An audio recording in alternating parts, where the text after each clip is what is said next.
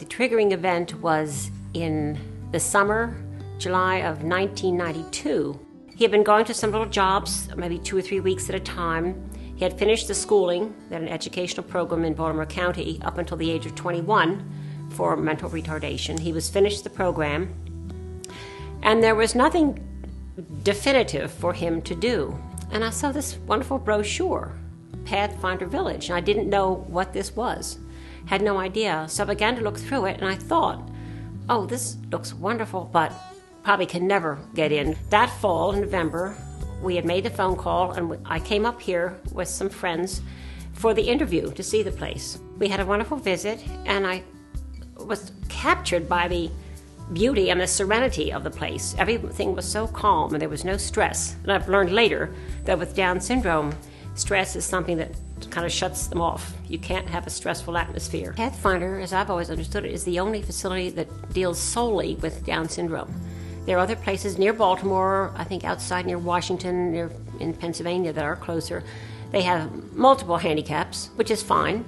I mean, there's nothing, that's fine, but because here they are solely into Down syndrome.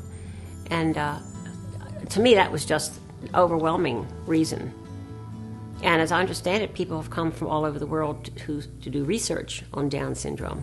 They have the new Kennedy Willis Center here, and it's the only place I think that has that facility just for that handicap.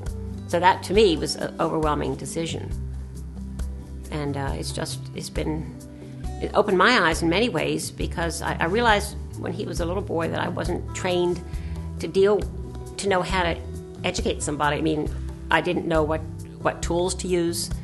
And as he got older, I mean, he would sit around and watch TV or just without a job. It wasn't stimulating.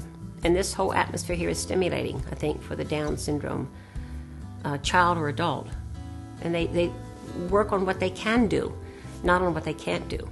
When he first came up, apparently he adjusted fine. I mean, he said goodbye, bye mom, see ya, and he was so immersed in activities and with make new friends, and it was a very easy adjustment. It was harder on me because, I hadn't planned for him not to be at home with me this time, but I think without his father there anymore, it was a wonderful breakthrough, wonderful time for him. And that started, he's been here now since 2010. It's at 17 years. So it was just when I look back on it, it was something meant to be. I hadn't planned it, and it just dropped in my lap. I did not doubt that he wouldn't make a good transition, but there's that first time, the first few months when they're not there anymore at home, you think, oh my gosh, did I do the right thing?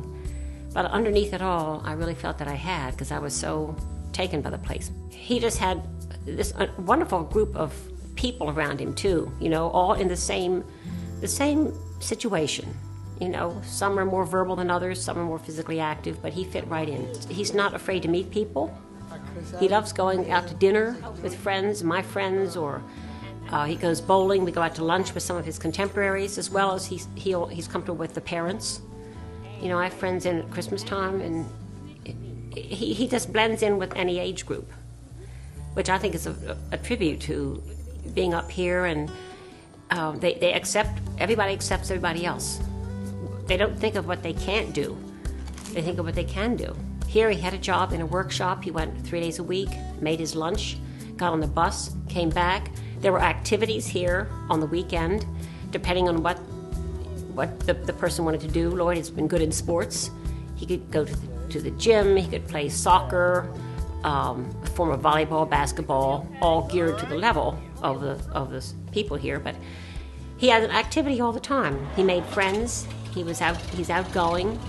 If there are other people around that bring him in, he jumps to it. And he just had the first year he had a very full life. He still does. I guess I was so taken by the atmosphere of Pathfinder when I came to the interview that I thought, I'm not abandoning him. I'm sending him to someplace richer than I can give him.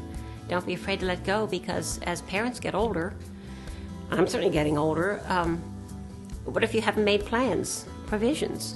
You have to think of your own time when you're not going to be here. You really do. Now, his father's not here. He died younger than he should, but, I mean, I'd love to have 20 more years on the planet, but, if I don't, he's here. I don't have to worry about that, or my brother doesn't have to be concerned that he'd have to take on another member of the family if we're not up here, you know. I don't want anyone else to have that burden, and it's wonderful for Lloyd. If something happens to me, he has a family here.